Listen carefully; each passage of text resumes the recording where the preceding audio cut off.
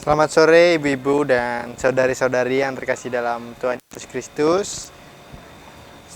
Kiranya ibu dan saudari-saudari dalam keadaan sehat pada saat ini. Sebelum kita membaca dan mendengarkan firman Tuhan, marilah kita bersatu di dalam doa. Kita mohon pertolongan dari Tuhan. Kita berdoa.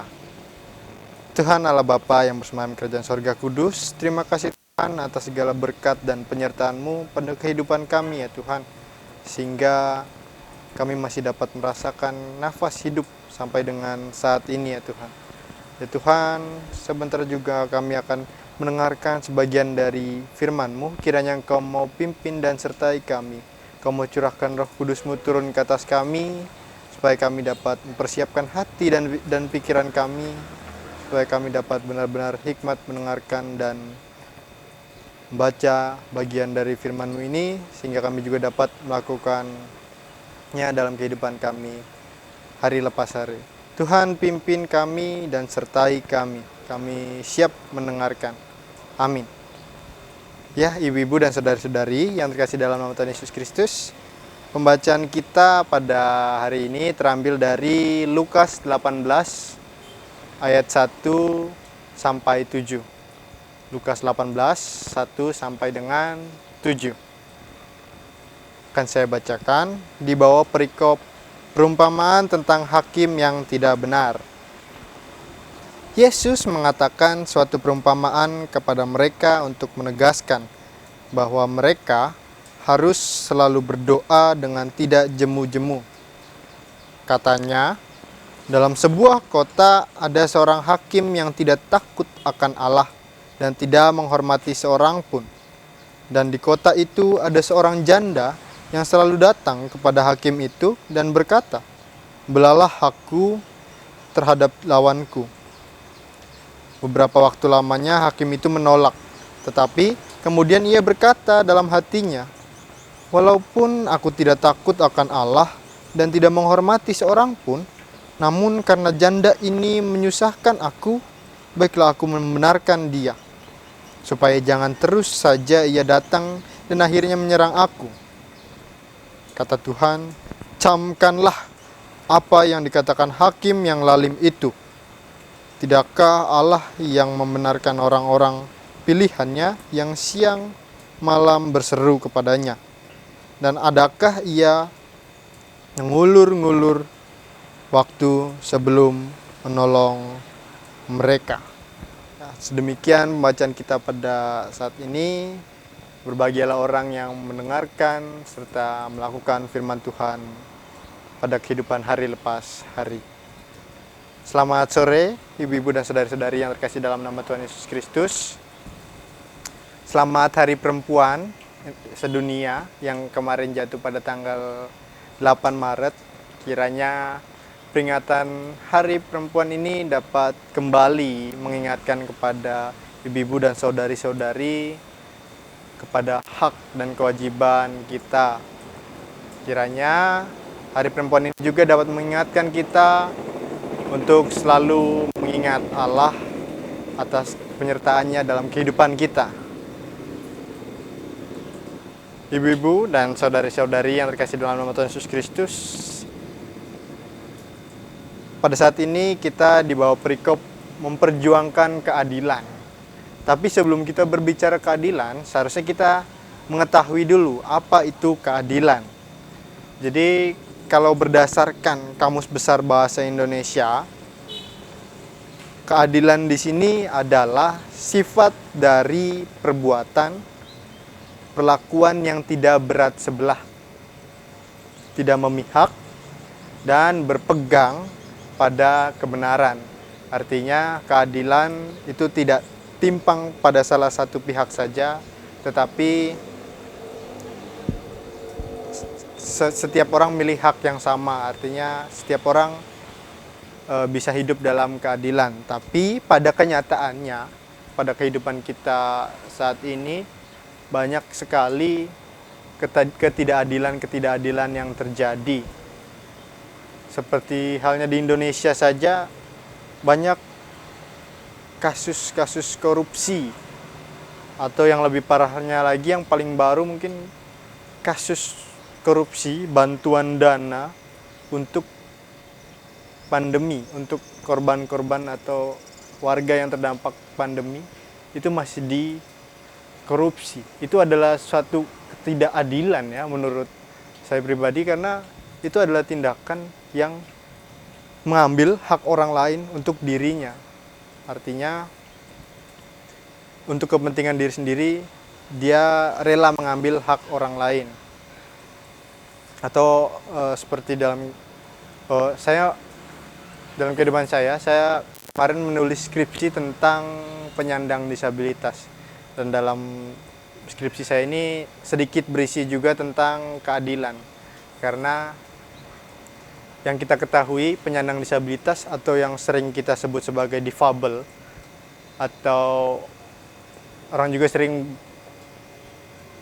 bilang cacat, orang yang cacat, atau saya menyebutnya sebagai penyandang disabilitas, dan seharusnya disebut sebagai penyandang disabilitas atau orang-orang yang memiliki keterbatasan fisik atau intelektual tertentu. Akhirnya mereka memiliki keterbatasan untuk melakukan kehidupan mereka sehari-hari dengan kita. Kalau kita lihat ya Bapak, kita lihat ibu-ibu dan saudari-saudari sekalian, penyandang disabilitas ini seringkali dikucilkan. Mereka seringkali tidak menerima hak yang seharusnya menjadi hak mereka. Seperti halnya dalam kehidupan kita, seharusnya penyandang disabilitas memiliki jalur khusus, seperti jalan timbul, itu seperti bantuan fisik tersebut kayak gitu tuh, atau jalur kursi roda, itu seharusnya dalam bangunan-bangunan yang bersifat umum, itu seharusnya telah disediakan itu. Karena itu salah satu bentuk keadilan untuk penyandang disabilitas juga dapat melakukan kegiatan sehari-harinya untuk menunjang kehidupan mereka. Tapi pada kenyataannya seringkali kita tidak menemukan itu. Karena seringkali kita menganggap penyandang disabilitas itu sebagai mereka, atau orang yang memiliki keterbatasan itu sebagai mereka, dan aku orang yang tidak memiliki keterbatasan. Jadi ada pengelompokan. Aku orang yang tidak penyandang disabilitas dan mereka yang penyandang disabilitas. Dan seharusnya itu tidak terjadi, karena kita, aku dan mereka itu seharusnya menjadi kita, karena kita itu satu di dalam Tuhan Yesus Kristus. Seperti firman Tuhan pada saat ini, ibu-ibu dan saudari-saudari yang dikasihi dalam Tuhan Yesus Kristus, di sini menceritakan tentang hakim yang lalim, di mana dalam ceritanya ada seorang hakim yang tidak mengenal Tuhan dan tidak pernah menghargai orang lain.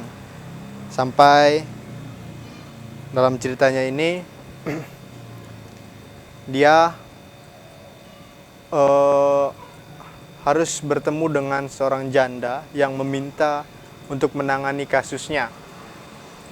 Tetapi dalam konteks waktu itu, hakim yang lalim ini, hakim yang tidak benar ini, dia tidak pernah mau menerima kasus dari orang-orang yang tidak punya uang atau orang yang tidak punya kedudukan. Sedangkan janda yang datang kepada hakim ini adalah janda yang tidak memiliki uang dan tidak memiliki kedudukan. Jadi hakim ini memang pada waktu itu adalah salah satu utusan dari Herodes atau dari penjajahan Romawi atau bangsa Romawi. Nah, tetapi si janda ini dia terus datang kepada hakim ini. Jadi dalam cerita di sini, si hakim ini, hakim yang tidak benar ini, dia merasa kalau dia tidak pernah takut akan Allah dan tidak pernah mau menghargai orang lain. Tapi jadi si hakim ini tuh tidak mau menerima kasus yang dari rakyat biasa. Jadi mereka hanya pengen menangani kasus dari orang-orang yang punya kuasa atau yang punya uang saja. Tetapi karena janda ini tidak punya uang, akhirnya kasusnya tidak pernah mau diangkat sama si hakim. Tapi si janda ini punya senjata. Nah, senjata itu tuh adalah ketekunan. Jadi si janda ini berdoa kepada Tuhan dan dia tekun untuk terus datang kepada hakim ini. Dia terus datang. Akhirnya kasus janda ini mau diangkat oleh si hakim. Jadi si hakim mau menerima kasus itu dan membela janda ini.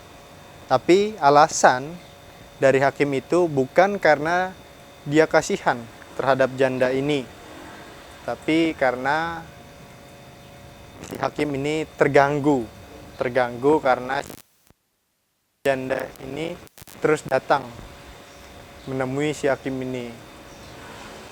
Dan pada konteks waktu itu juga sebenarnya janda itu dilambangkan sebagai kemiskinan juga. Akhirnya si janda ini walaupun dia tidak memiliki harapan, tapi dia tetap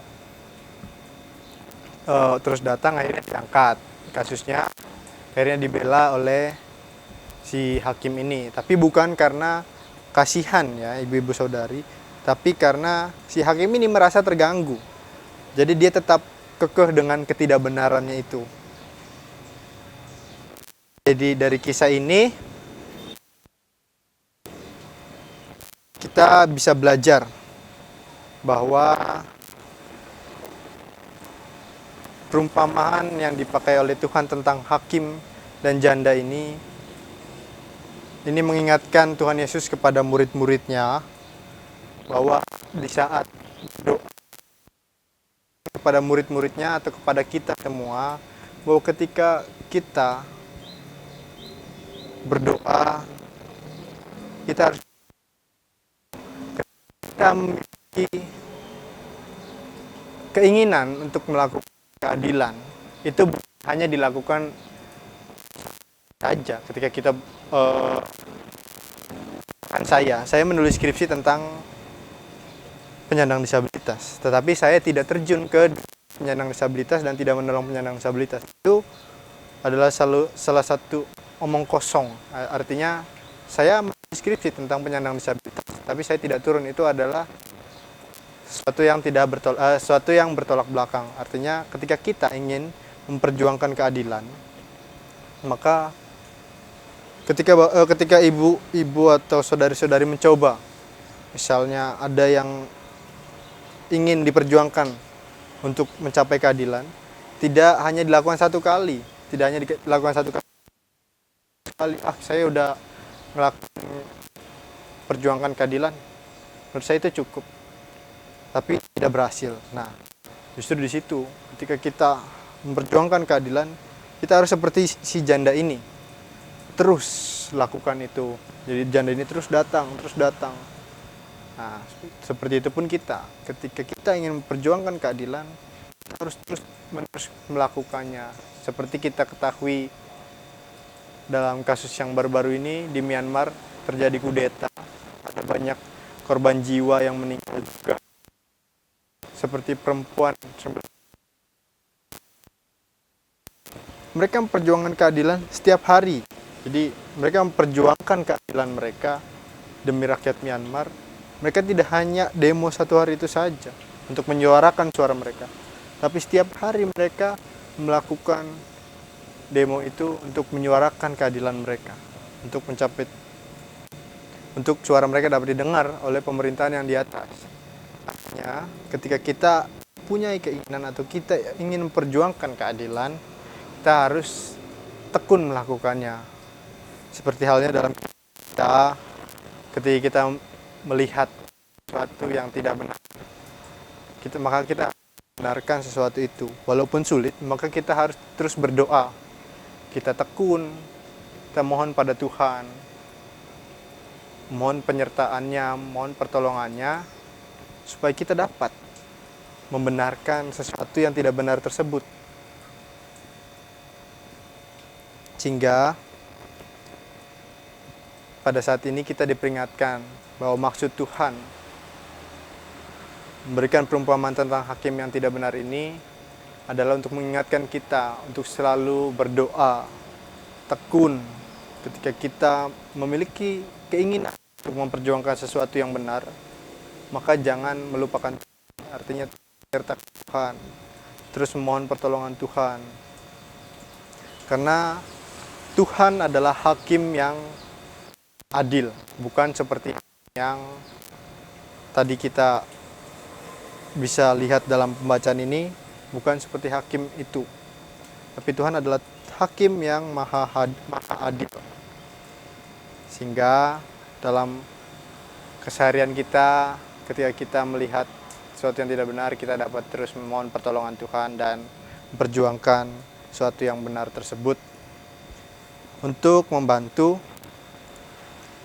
merefleksikan kita dalam memperjuangkan keadilan. Saya akan memberikan pertanyaan untuk membantu ibu-ibu dan saudari-saudari dalam merefleksikan keadilan ini.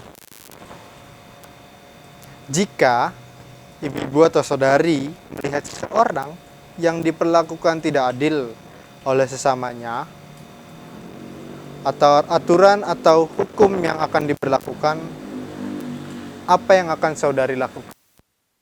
Hanya ketika saudari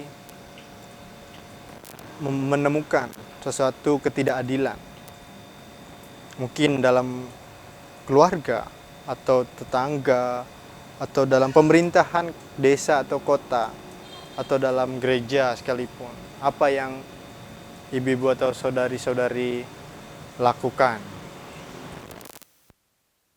Atau pertanyaan yang kedua, jika ibu-ibu atau saudari diberlakukan tidak adil, juga apa yang akan ibu-ibu atau saudari lakukan? Selamat menghayati. Semoga kita selalu diberi penguatan dan selalu berdoa dalam ketekunan kepada Tuhan. Amin. Tuhan Yesus memberkati.